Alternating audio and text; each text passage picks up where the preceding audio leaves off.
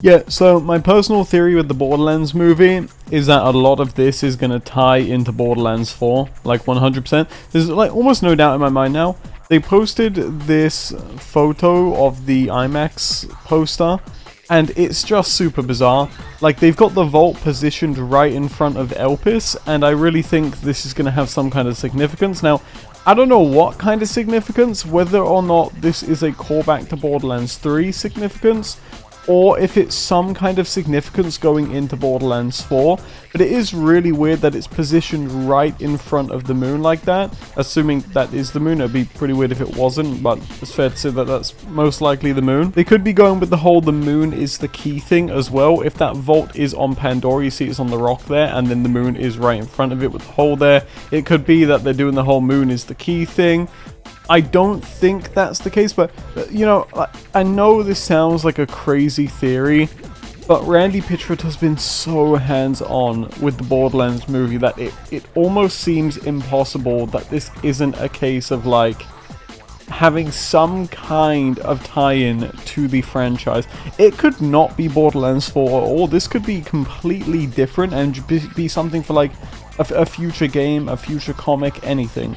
But I do think there's some significance to the poster itself. What's also really weird is that if you look in the trailer, for some reason, the vault is in Crom's Canyon. Or at least, supposedly. I'm gonna guess this is... like, this whole movie so far to me doesn't really make sense. And that doesn't have to be a bad thing. It could be a bad or a good thing. Until we see it, like, again, the movie could slap.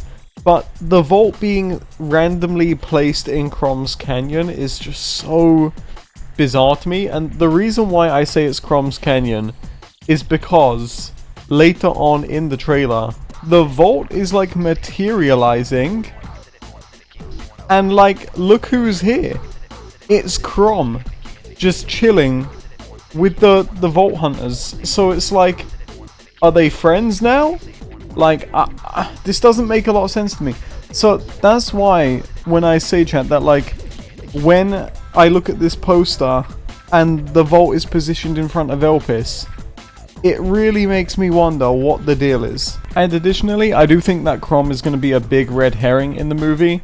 If Crom isn't a red herring and they really are a big focal part and like a huge like baddie, then I do think that this is also going to have some kind of significance going forward. Actually, what's interesting enough here is that this guy, I think his name's like Ramirez or something, is also a villain in the movie, and yet when they're opening the vault, we also can see that he is there with them next to Crom. So it's like we've got two villains in the movie, supposedly at least, and yet here they are just chilling, totally well and fine. Ultimately though, it would not surprise me if at the end of the Borderlands movie we get some kind of announcement or teaser, or maybe announcement maybe a week or two after the Borderlands movie for Borderlands 4. I don't think it's a coincidence the movie was pushed back. I don't think it's a coincidence that the poster for the IMAX is weirdly similar to what happened in Borderlands 3.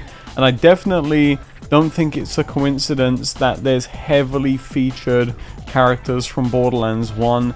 If Randy has had a hand in this movie, then it totally would not surprise me at all if there is some form of significance or Easter eggs within this movie, or maybe things at the end of the movie which tie into the future of the franchise.